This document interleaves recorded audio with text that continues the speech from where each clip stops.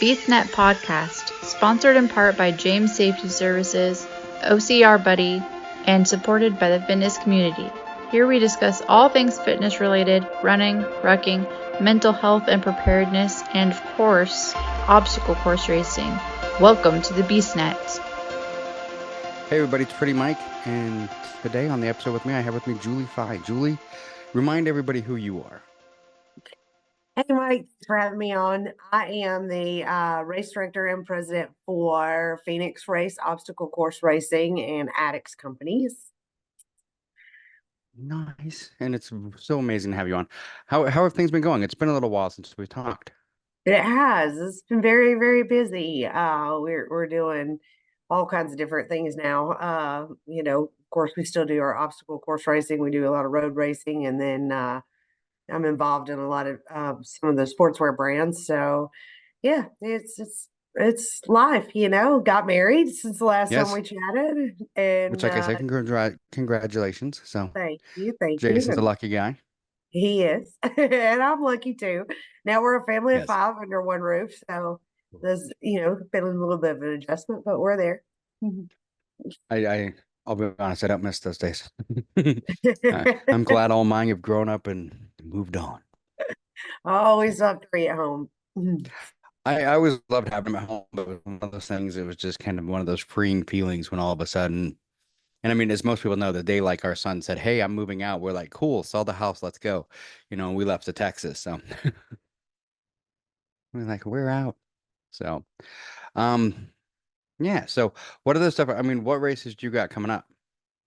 We're really excited about the big national championship race that we're Yes. hosting for the USAOCR, Hmm. and it's going to be a 2-day event, and it is a qualifier for the Team USA 2025 to be able to compete next year in Sweden. So, we have age group and elite heats that will the top folks in each of those will top podium in each of those will qualify for the 2025 team.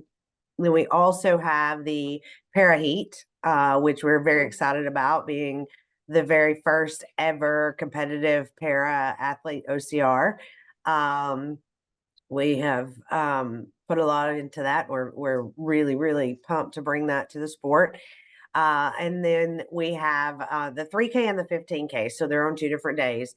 And then we also have our normal local race that is typically in Chattanooga. We combined it with the national championship this year so Hmm. that some of the locals could come out and see and support some of the more competitive athletes that are going for Team USA. And so that's going to be Saturday afternoon. So realistically, you have a chance to do 3 races in one weekend.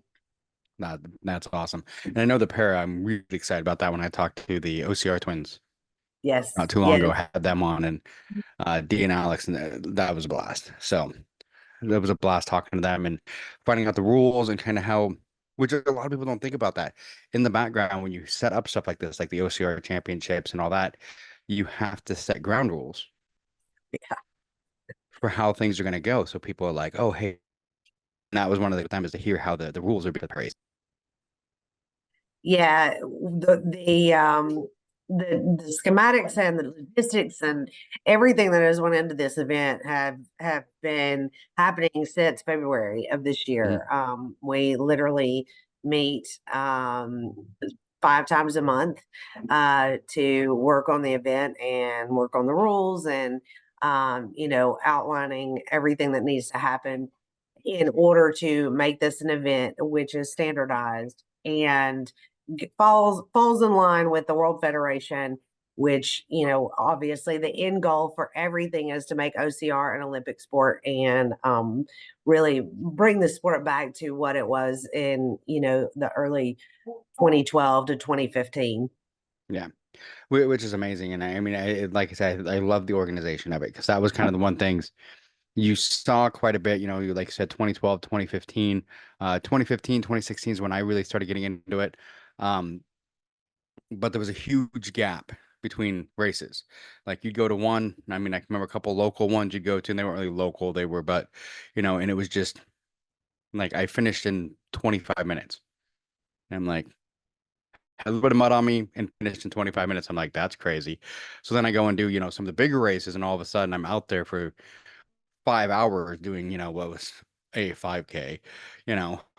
It's like, okay, Yes, this is yes. a huge, so it's really cool to see the structure going into it of like, okay, to make this, and a lot of people don't think about that. That's why a lot of races, the bigger brands have gone, okay, we're doing a 5K, a 10K, and whatever, because if you don't have a structure, Mhm. you can't become like Olympic stuff like that, because there's got to be, it's like with triathlon, there's an Olympic distance because that's the structure that they use. And that's one thing a lot of people just don't think about, that background where you've got to come up with that structure and agree with it and do all of that.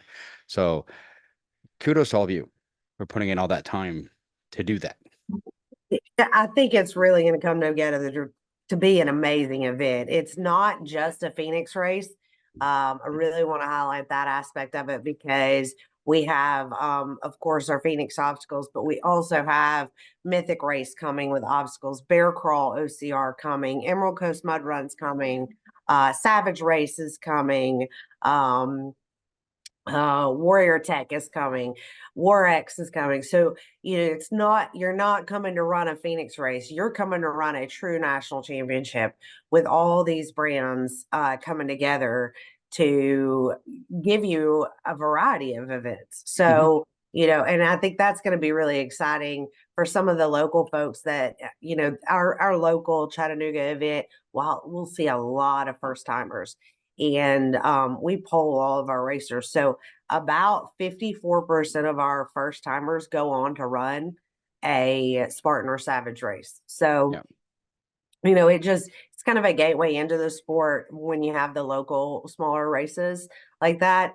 But for them to be able to come out and see and experience all these race brands is going to be amazing. And hopefully it'll get some new blood in the sport and get people pumped up and excited about it. Which I think is great. And I mean, I agree. I know we've had that conversation before. We've talked about how it's the local races that keep that funnel into the bigger ones that keep them alive. And I mean, it's one of those things that we all keep hoping that they figure that out. And whatever.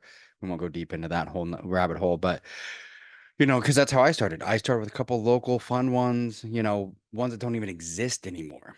I have medals out there that I've had friends look at my medals and they're like, "What is this?" And they're like, "What's a gladiator rocking them?" That doesn't even exist anymore. But it's the first OCR I did in I think 2011 or Yes. 2010.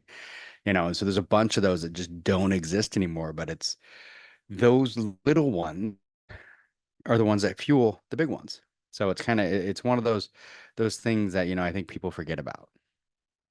Oh, exactly. And that's kind of why we got into OCR as far as race owners, was to try to save some of the smaller events that were going out. Hmm. Um, as you know, Jason, it was a master carpenter, and I was the COO of a marketing firm, and we hosted large scale events, corporate events.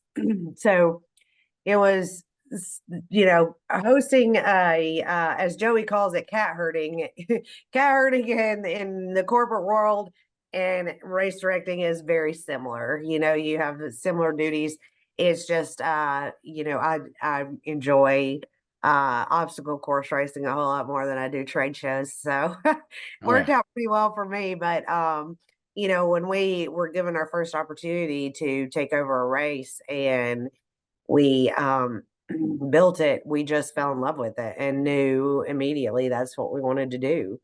And we had a huge team. We were the OCR addicts, and our team was 400 people deep at that time. So it, even just having our team show up for a race, we ended up with a good Yeah. crowd. Which is amazing. And I mean, with your marketing and Jason's, carpentry. There we go. That's the word I was looking for.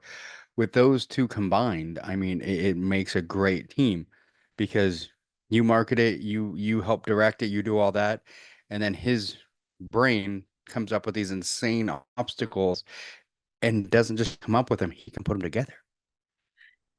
Absolutely. And sometimes we have to bring him down a notch, but because he does have some great and wild ideas. I think honestly, Mount Fike. Have you seen Mount Fike yet? No, I I, think I that's I have not been lucky enough to bet out to any races, but I'm uh Mount Fike is fingers. probably one of my favorite. Yeah, I'm gonna have to see that one. But yeah, fingers crossed I'll be in Georgia. So, Yay, awesome. but if I make it, it'll just be for Saturday. But Okay. Well, hey, one day is better than none. yeah, There's it's been rough. I right now I'm working week, so and I'm hoping that work. I'm like because I'm supposed to be off the next week too to go to Dallas. So I'm kind of like, hey, I'm gonna need like 2 Saturdays. So deal. Yeah. And also people who are just, curious about the event can go to our website, phoenixraceocr.com. There's lots of information on there. There's hotel links. The city has been amazing, welcoming us in and getting all kinds of hotel discounts. I mean, there's hotel discounts on there for $80 a night, I think. And they're all very close to the venue. That's a huge aspect of this is that you're not going to be out in the middle of nowhere where you've got to drive 35, 40 minutes to get to the venue. You've got restaurants of all sorts right there in Dalton. We're 80 miles from the Atlanta airport, 30 miles from the Chattanooga airport. So it's a very accessible venue. And I love that about it. We've been to races where we drove and there was no cell service and your GPS is trying to get you to your Airbnb and or you're on back roads forever and Hmm. you have no idea where you're going. And then, you can't stay close to the venue because there's nothing there. So yeah, I'm very excited about the ability to be in a city that is supportive of the event and has plenty for the racers, plenty of places to eat. We've got an academy there, somebody's gonna forget something nonetheless. Oh yeah. So we've got just about anything you need right in town, and we're like I said, short drive to Chattanooga too. So Which is awesome because that's one thing I've done. I learned long ago. Like when you look at the menu and see where it really is. Because I've been to enough races where they're like, oh yeah, it's in, this city. And then you get there and you're like, it's 2.5 hours that way. yeah, You're like, yes. Yeah, that's there's a lot of races in Nashville yeah. that are a couple hours from Nashville, at least an hour and a half. We've Yeah. experienced that as well. Yeah, I mean, this one could technically be called Atlanta, but but we are, a good from the airport about an hour and 20 minutes, because it's on the south end of Atlanta, but from the heart of Atlanta, about an hour. So yeah, it's a very accessible race, straight up I-75. So I think it's going to be a perfect location. The weather's going to be cool enough that you're not out here in this disgusting heat we've had this past week, 98 degrees and 89% humidity. And so if by October, all that'll be gone and we'll be bringing on the hoodie mornings. So, and the festival, I'm really excited about the festival because not only will we have all these para athletes there, but, and so, the groups of folks that will be attending are just so diverse because you have your para athletes, you have your people who have never ran an obstacle course race before, and then you have your elite athletes that are running for the money and running for the podium. Um, but then you've got this massive festival where all these race brands have set up. So you can go and learn about all the different race brands. And then, of course, our merch is going to be top notch and just Oh yeah. excellent.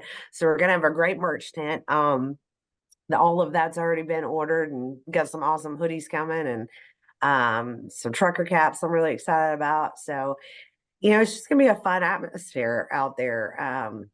Supporting just racers, supporting other racers and having a good event that is smoothly ran, barring no craziness, because Mother Nature loves me. We all know that. Oh yeah. Between hurricanes and floods and snowstorm in April in Georgia, which we never have had until I had an event. Um, barring none of that, we should have an awesome. It should be an awesome event. It sounds like it. I mean, that's one of those, like I said, I mean, fingers crossed I'll be there for Saturday, hopefully. Um, just trying to figure out the last little logistics on it. It sounds like an amazing event, and it's from a lot of people don't realize too. This is a first one, and continue on. I mean, this is gonna be one of those things. This is the event where you go through. I mean, you've ran enough events, kind of you have an idea of how they go, but still, this will be like that learning. Like, okay, here, this is it. Next one will be next year will be a little different, and everything like that, especially with the figuring out the side and all that kind of stuff. So, I'm excited. I'm excited to see how this grows and where it goes from here. Oh, absolutely. And like I said, the end goal is to promote the sport of OCR to become an Olympic sport as a standalone event. We are making an appearance in the pentathlon with the 70-meter course in 2028, but the goal is for 2032 to be a standalone sport.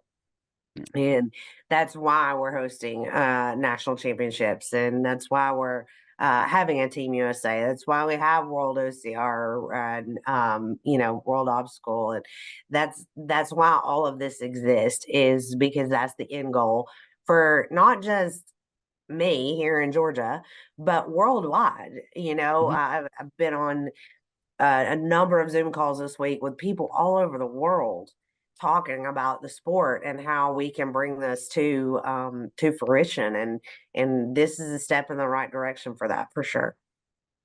It is, and it's one of those things I think that's, like we mentioned, getting everything standardized.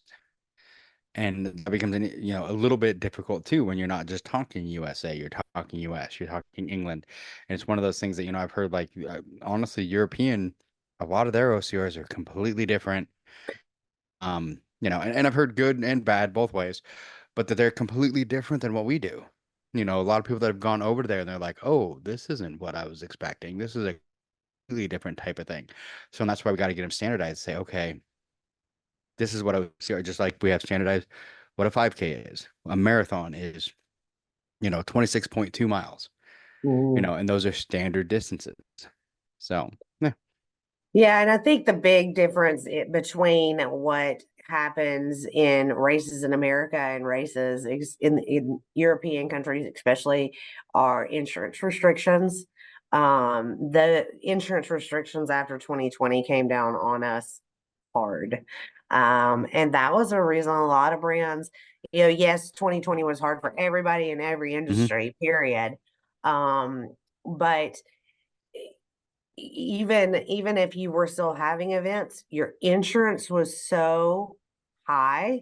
I mean, we held events in 2020. I was not, I felt like at that point people needed this for their mental health, because a lot of Yes. people run OCR or run period for their mental health. And not only did we host a race in 2020, but we hosted a race that was sponsored by a hospital.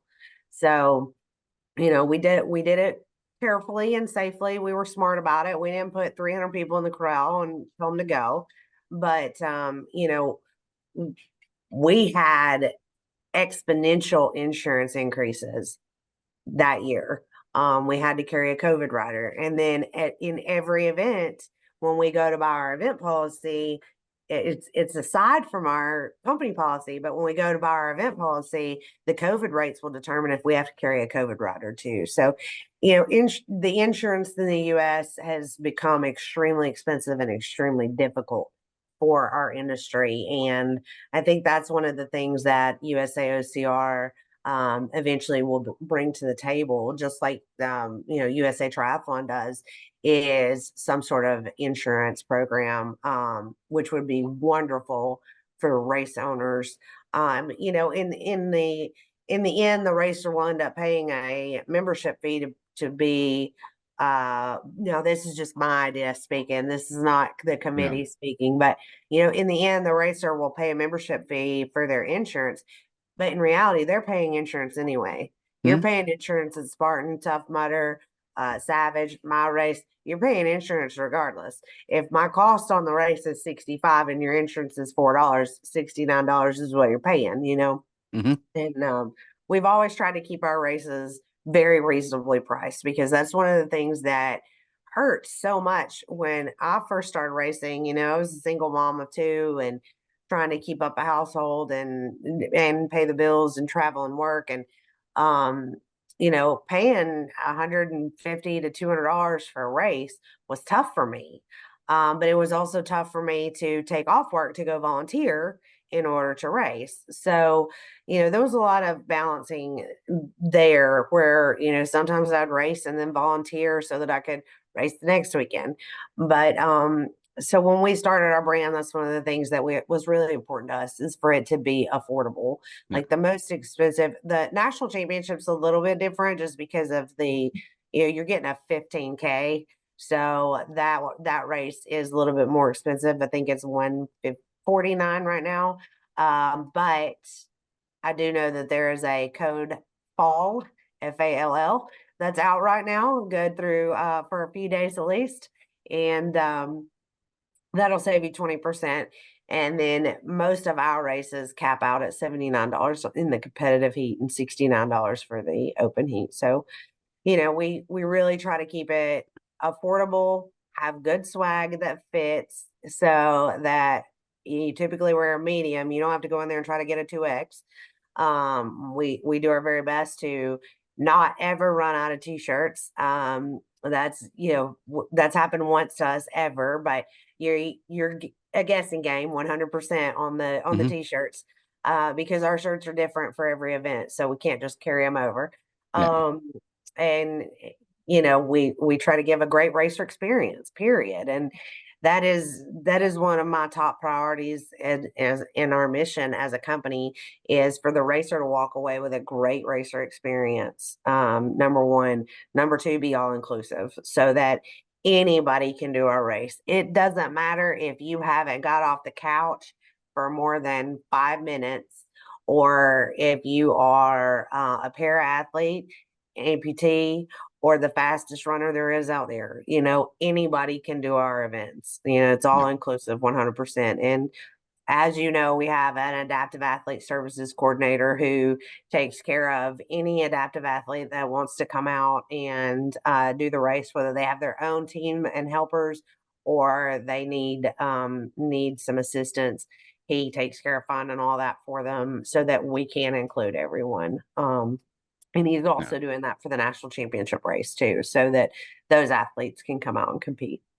Yeah, and I know for the 3K and I think the 5K, both races on Saturday, I think we have quite a few, and I think that he's obviously he wants more because so we can make sure we have everybody, but we're doing as many as we can to make sure the para athletes have everything they need. So absolutely, that's and I think there may be some para athletes coming that aren't necessarily familiar with More Heart Than Scars, but that More Heart Than Scars may end up working with, just because they don't have guides that would travel with them. So, that's just, to me, it's just amazing to see people come together from all over the country to help make this happen, number one, and get these para athletes through this course, number two. And there's athletes, I kind of scroll through the roster occasionally and look at who all's registered, and we have some of the top 10 racers in the country registered, and then we have folks in wheelchairs registered.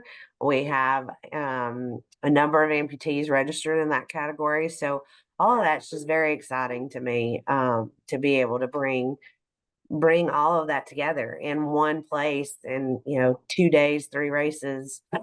I'm just fired up. oh yeah, and I mean it's gonna If be you awesome. can't. I can't wait to see it. I can't wait.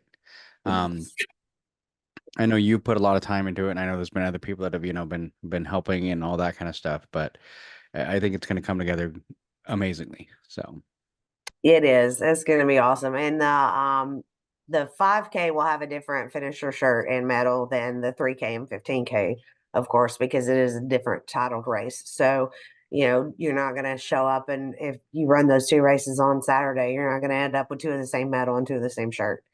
yeah. We don't like that. No, yeah. Like I said, some hope is that I can get there for those 2 and then have to fly back in the morning. But But hey, if I can get there for 2, it's better than nothing. That's right. There's tons of direct flights out of Chattanooga too, depending on what's your closest airport? Houston. Houston. I'm not sure. I'd have to look. And But well, I I know looked at Chattanooga, and there wasn't a lot going to Chattanooga. It was basically flying into most of them were flying into Atlanta, and that's one of the reasons too. Is I was looking at the difference between flying out Sunday morning and Sunday night was about $400. oh wow. So that's why I'm like, I think I'm gonna have to fly out in the morning. Yes. Yeah, I don't blame you at all. Yeah, The good thing about the Atlanta airport on a Sunday is in Sunday morning it's not busy. Sunday night is crazy. yeah. So So that's and it'll be, but it, team and do all that stuff. It's been, I haven't done a lot of the next in Dallas, but whatever. It'll all be fun. So it'll be good to get back out there. I've been doing a whole lot this summer, so it's been kind of a summer of not doing a whole lot of racing. So mainly just working, and I'm wiped out. I feel that. I feel that on every level. Yeah, My personal fitness, I'm like, okay, we're gonna have to at least get some better stretching and a little more cardio in after we hit hard up until June 15th to fit in that wedding dress.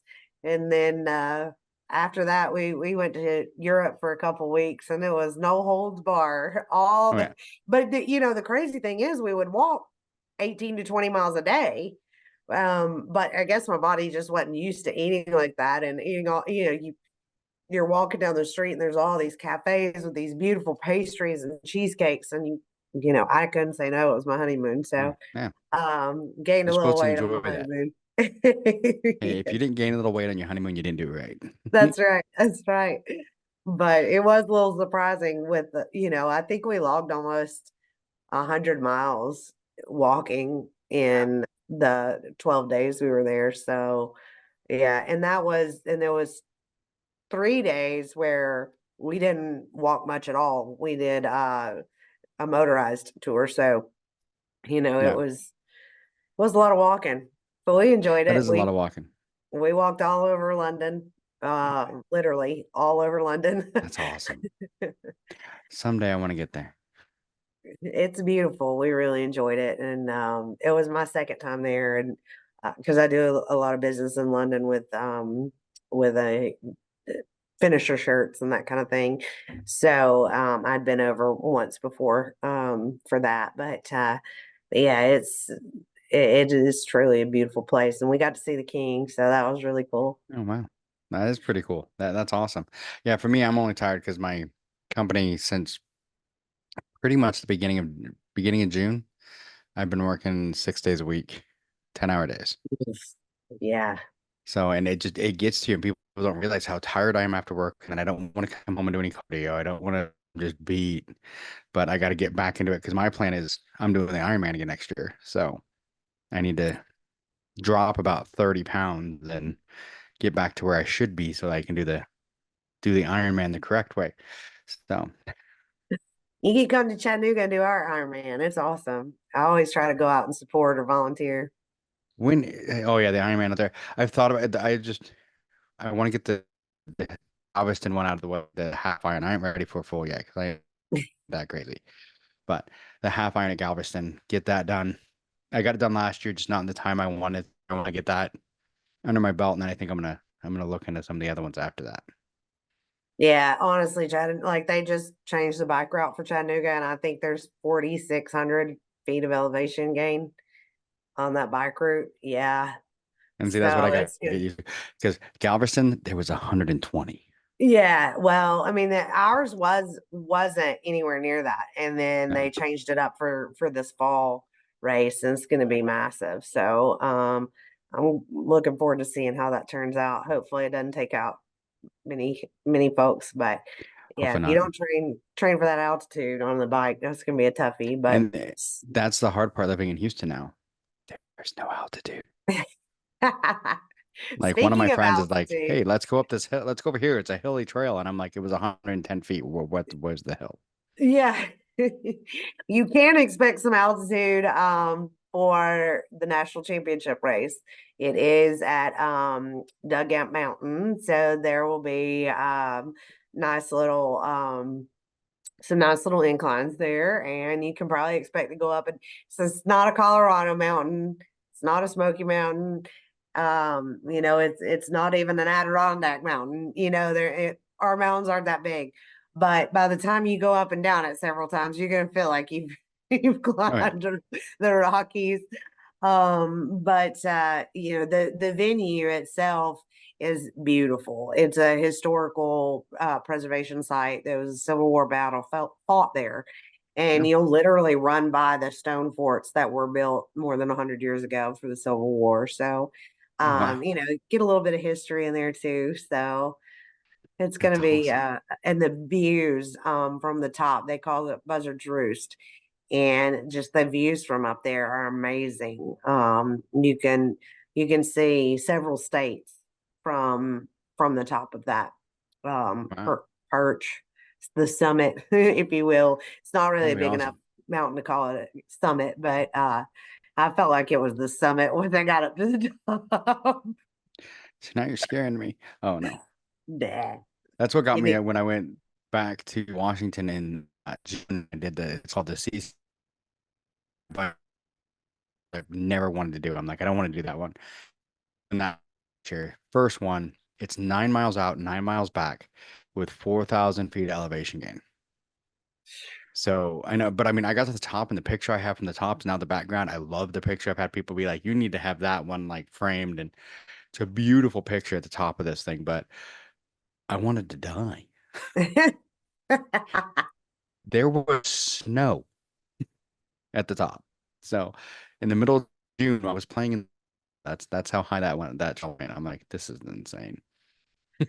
Yeah, I don't like to climb the mountains. I like to run down them. Yeah. I don't like to climb up them. Not at all.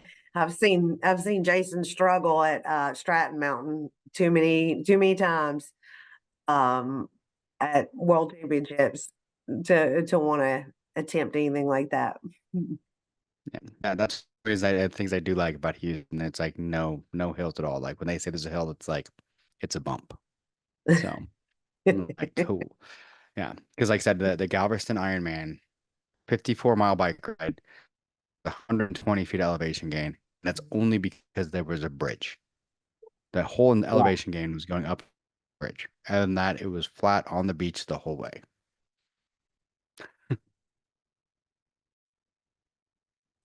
But Sorry, my dog's losing his mind right now.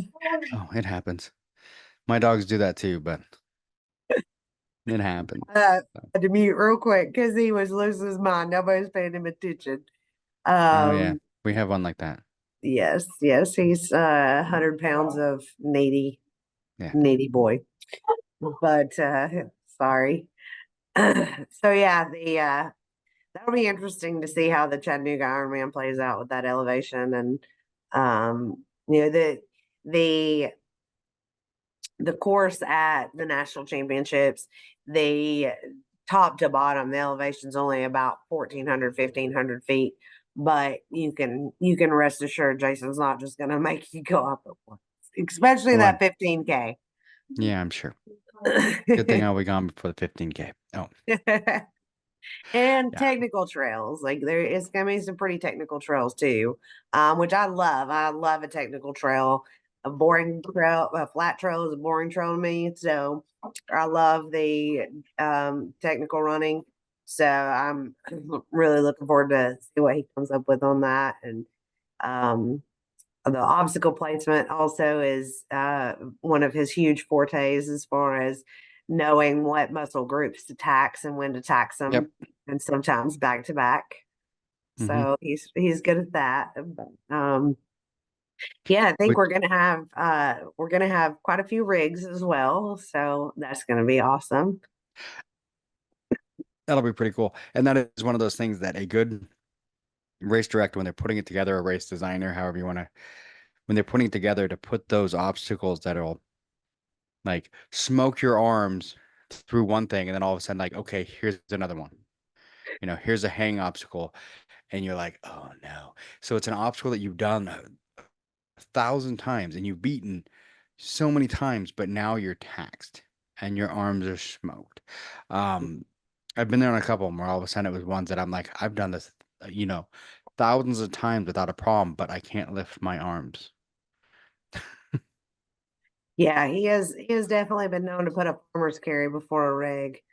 And we don't do short carries by any means. No. So but I try to stay out of that, out of his realm of uh what he does on the course build, because it tends to get me in trouble. And it's caused a little marital strife if I try to butt in on the course build. So I So what you're stay out of saying that. is that when we're out there cussing on the trail, to cuss Jason That's the whole right. way. That's all him. That is all him. Now, Yeah. if you have to stand in line, or there's something wrong with your registration, or you don't like your medal or your T-shirt, that's all me. Yeah. My work is leading all the way up to race day, and race day is his day to shine. Now I'll be the loudmouth on the microphone, of course, because he hates attention, and you can count on one hand how many times you've seen him on a podcast, because it's zero, because he's never done one. I One of thought he these was days we'll about fix that. I thought he was about to make a guest appearance. He came over, but he quickly exited. Up. Didn't we? Oh, No, well, maybe we didn't get him on one. I thought we tried once. yeah, there he is. There he There's the is. Hi, Jason. sadistic course builder himself. Oh Yeah, yeah. that's all you get, though. That's all you can see. All right. We got to. Yeah, he's not he's not a real talkative fella. No, but I've done a race with him. I know he's Yeah. he's not very talkative, but when he does talk, you should listen. Yes, that is true. That is true most of the So most of the time. So time. I can't give him too much credit. I gotta live with him. Don't make his head that big, Mike. yeah, I know. Well, yeah. I mean, I was a little loopy though. I mean, it was the world's toughest, and I think it was like lap 4 or 5 that he was with me. So I'm yeah. There's He said it was the last lap of the day, is what oh Jason said. yeah. So yeah, I was barely like coherent at that point. Yeah. I think at that point everybody was a little incoherent. Oh yeah, And cold. and cold. And cold. Very Yeah, cold. and I'm But planning on doing it again this year for some insane reason. But Jason was planning to do it this year, but I don't know that it's going to work out with our schedule, because we've just got so much going on. Every starting Thanksgiving with our turkey trots, and then we have the Run Santa Run every single weekend in December. So it's just a lot of travel for us during that time. So our whiskey run series is going on now. So we're traveling September for it, and then October is national championships and our Seven Bridges marathon, and then we'll be doing all of our turkey trots and Santa runs. So I'm not sure that he's going to be able to fit that one in this year. yeah, I'm gonna have to look. I got to go on your website and look, because my goal is it's a 5K in every state. So I got to Yeah. look, because I know on your website I think I can cross off a whole bunch of states.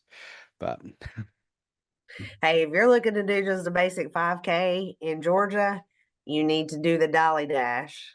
That is the funnest race we have. It's well, I Mother's should be Day able to weekend. hopefully be able to cross them off this weekend, or in October. But Oh, I mean, true. it's one of those ones. I mean, some of them, if it's a good state, I might go back twice. But Yeah. there's a few that I'm looking at, like I don't know if I ever even want to go to that state. But see, I'm gonna have to do like Warx, because that's like the only, because they're in Ohio, I think, and that's the only reason I'd want to go to Ohio. So Now we have Black Swamp in Ohio, but oh, I will there you say go. this. If I had to pick one of the two races, I would go to Warx, because that is easily my favorite race, period, aside from ours. Well, see, Warx is just amazing. the only problem I've had with Warx is I'm trying to remember. I think it's the same weekend as Sisu every year. And So they changed their weekend. They were in October, and now they're in June. yeah, and that's what I mean. They're the same weekend in June as Sisu. So, Ah, okay. and that's a race that I do every year, and I have a team for it every year, and so it's a tough one for me to be like, oh, I'm not gonna, because the team's like, wait a minute. Yeah, I think they backed up their date this for 2025 because there was a conflict last year. So I'll have to check on their date and let you know I'll what have it to is. check on it and hopefully it fixes because I need to hit one of the Ohio ones. I keep looking at it like there's no reason to go to Ohio, so I got to find something. That is definitely, and then I don't know if you get into the Amish and that kind of thing, but there's an Amish hardware. It's really Hmm. neat to see their way of life. Just gives you a different perspective. So it's definitely an Amish country. So that's and they're right on the West Virginia border. There's a casino. There's more to do than just Oh go yeah, there. Just go to Thurman, it's Ohio. just I don't know. But Ohio just sounds weird. and if you're going to Alabama has a couple great races. I mean, obviously we have a race in Alabama, Oh yeah, but there's the Barbarian Challenge is a very I've seen unique that. event. It's another one I've been looking at Yep. because it's one of those things like a lot of people like when I drove. In fact, it's the day we're recording is the day I 1 year anniversary of me getting to Texas when I moved down here. When we drove through, I got a bunch of like virtual medals. Uh-huh. And as we went through states I've never like ran in, I literally would pull over somewhere at a park, wherever I could, and just go run a 5K. Oh my Take gosh. the medal and be like, whoop, there we go. Got my 5K. And and I hit, what was it? Idaho, Utah. There was 6 of them that I did on the drive down. So my wife was getting annoyed. I'm like, oh, we're in New Mexico now. I got to jump out of the car and go run a 5K. I think New Mexico was the one I did in like a picnic area on the side of the road and literally was just running laps around like the Oh picnic table. my gosh. That's great. That's great. Oh, yeah. And then we have a Tennessee race. So, North Carolina has some great ones if you haven't been out there. I did the North Um, Carolina Ultra this year with okay. Marla. Yes, So yes. Um, I don't know what to say about Mississippi. mm. Like I- we tried. Mississippi's it's not an obstacle course racing town. I mean, it's one of the, we did I just have to find Mississippi. like drive through some of these while I'm on my way to one of your races and just like go do something. Yeah, no, I can give you some stopping points to run at, but yeah, we hosted in Mississippi 4 years in a row, and it just never took off, never got the traction. It wasn't supported locally, by the city officials it was, but by the local residents it wasn't. They were just not into fitness. So Hmm. perfect venue, And that's 3,600 acres, beautiful. and those are the ones that are always the most frustrating. It's like everything's perfect, but you don't get the support. Yeah. And I think that's always the tough one where it's like, what do you do? Hmm. Yep, that is tough for sure. And if we could take that venue and put it somewhere else, put it up here, we would have a dream. It'd be Yeah. perfect. But it just Mississippi just didn't work out for us. And we're learning, I Yeah. mean, we're learning what states work and what don't, and what, where we need to be, and rolling with the punches. A lot of brands have not been able to roll with the punches, and we've seen some of the bigger players head out, and that's scary. But as our business plan has just been scaled back, not you know Yeah. as to not go out of business. So rather than hosting 2 events that are within 3 hours of each other in 1 year, we cut that back and we'll host one. And so we would draw the crowd from that we would draw from both of those events to one event, with less expense. I mean, I think that's one thing that a lot of participants don't think about is the cost to actually host an event.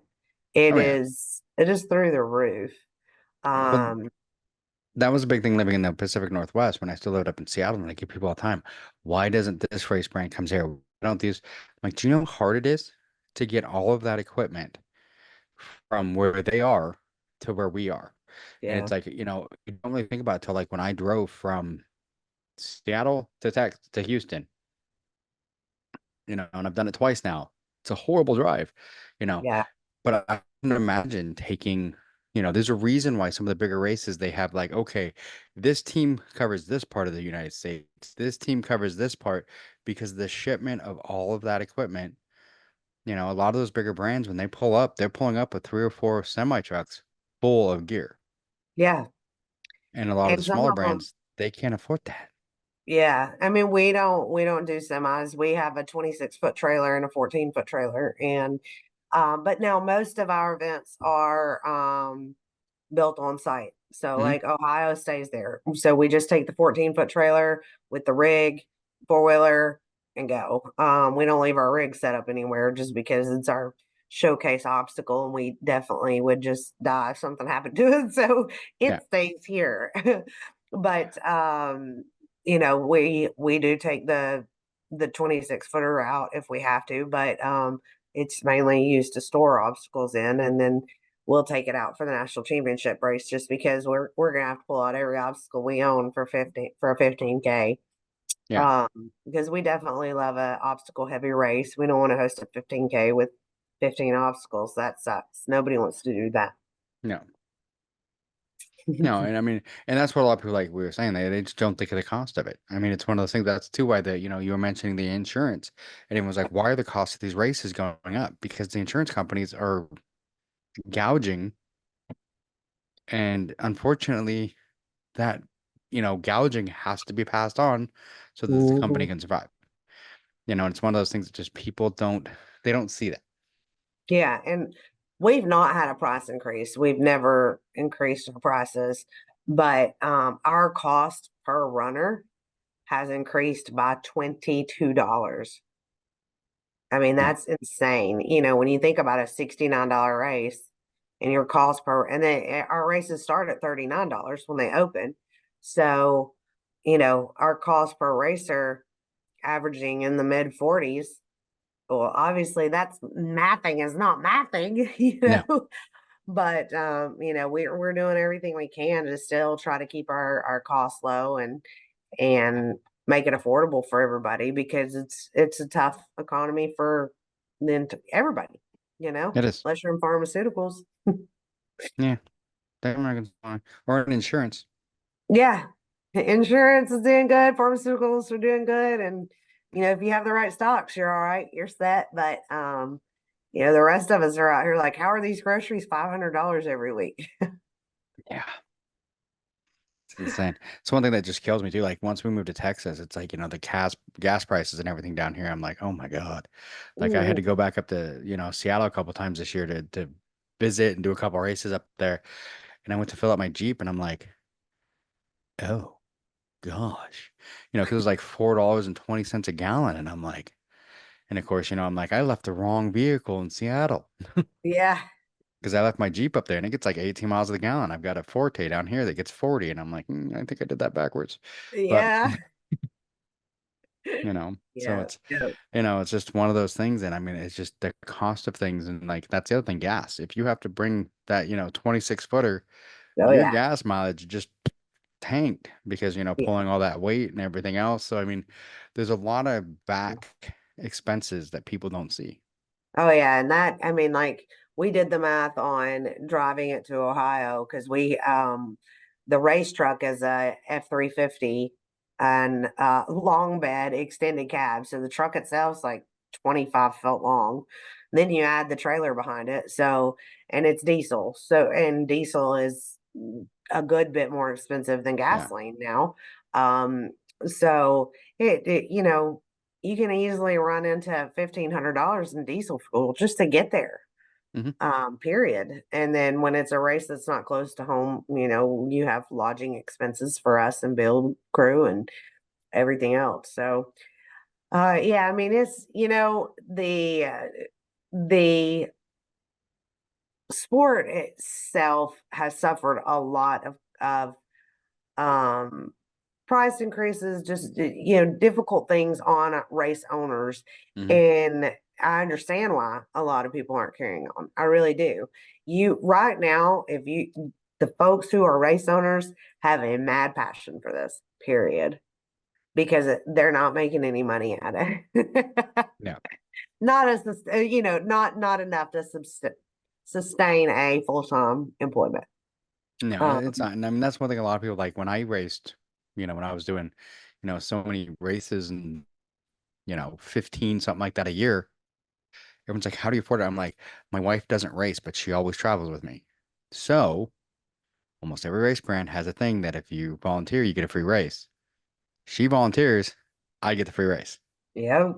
And we did it for a long time where all of a sudden she would go with me. She would volunteer while I'm racing. I would get a free race and we use it for the next one, and I did that quite a bit. And finally, she just got to a point though, because certain race brands made volunteering not so inviting that she Yeah. stopped doing it. So, and that's kind of when all of a sudden I stopped racing as much because it's like, oh, I can afford this. Right. Yeah, and I mean, our program is so easy for people to volunteer. Like, you can volunteer for one of our road races and run for free in an obstacle course race. And we have road races all over the place. I mean, we're in Orlando, Augusta, Memphis, um, Little Rock, I mean, Louisville, just everywhere. So, I can just follow you you around and know, do your road races. yeah, yeah, you can. Mm, But, we've got people, we're in Atlanta this weekend and we've got some folks just coming to volunteer for that. And then you stand there and hand out medals for 5 hours and you get a free race. It's fun too. I mean, who doesn't love to hand out medals or oh hand, yeah. hand out waters at a water station? We don't, our volunteers, we don't allow volunteers to really to build. That's just not very safe for No. us. I know other race brands will have volunteers on build, and now in Ohio we do have some volunteers that build up there, but they're the previous race owners, and they're also a couple folks that are very skilled in construction. So, but for the most part, we have a paid build crew that comes, and um, we try to give our volunteers more of the cush jobs. Yeah. Yeah, see, I'm one of those ones people always crack me up because they think because I'm in construction that I can build things. And I'm like, no, I'm in safety because I'm the guy you don't want touching things. So, you know, I get all the time people like, you've been in construction for like years. I'm like, demolition.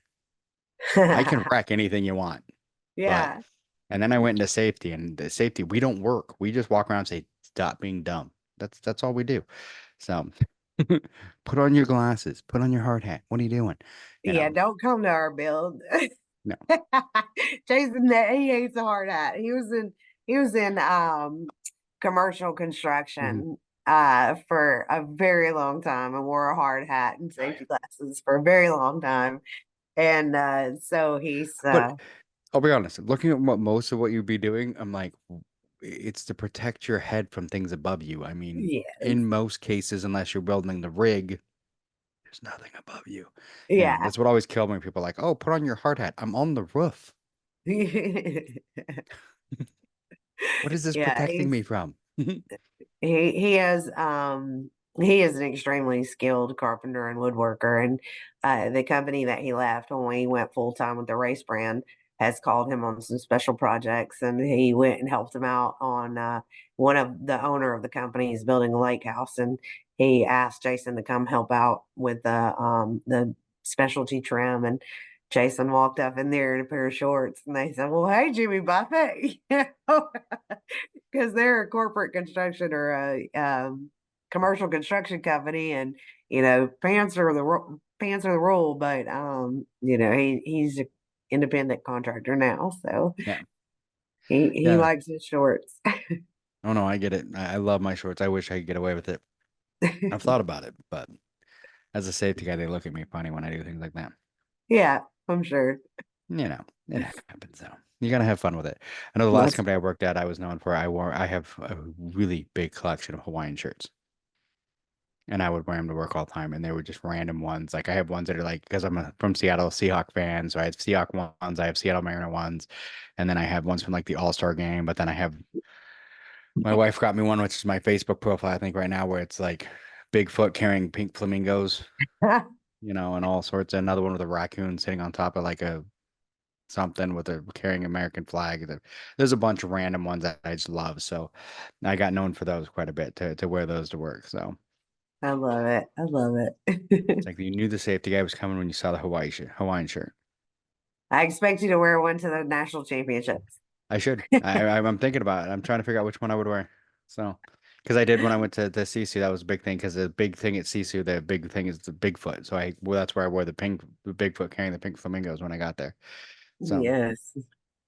I'll have to figure out which one. I think I know which one I'd wear.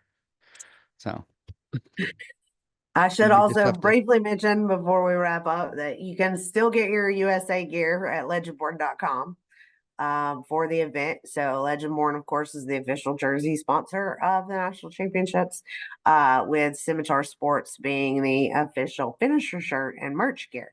So really excited about the partnership with those sister companies.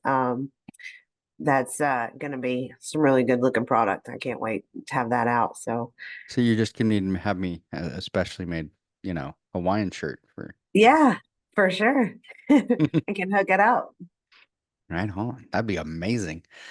But yeah, no, and yeah, definitely go to Legendborn. I have, I think 4 or 5 Legendborn jerseys now. I have one that is lost.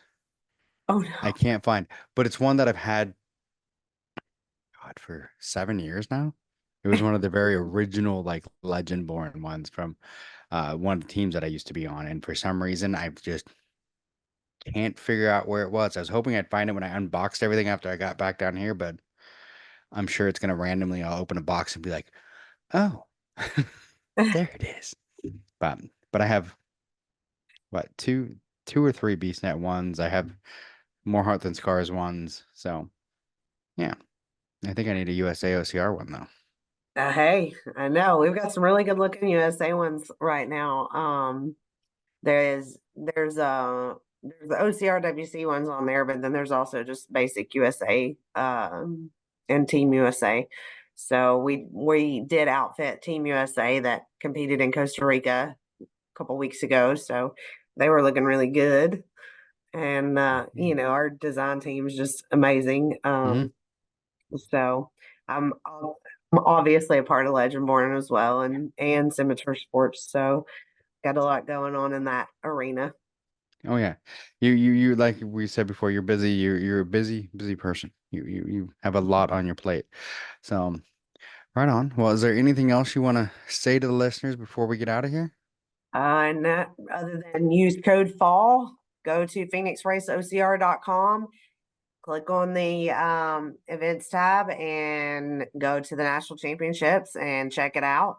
There's a para page that's specifically for para athletes, and then there is a regular event page that will give you all the information, and your link to register is right there. Code FALL is good for 20% off for just a couple days. So jump on that, and we can't wait to see you there. It's going to be an awesome event.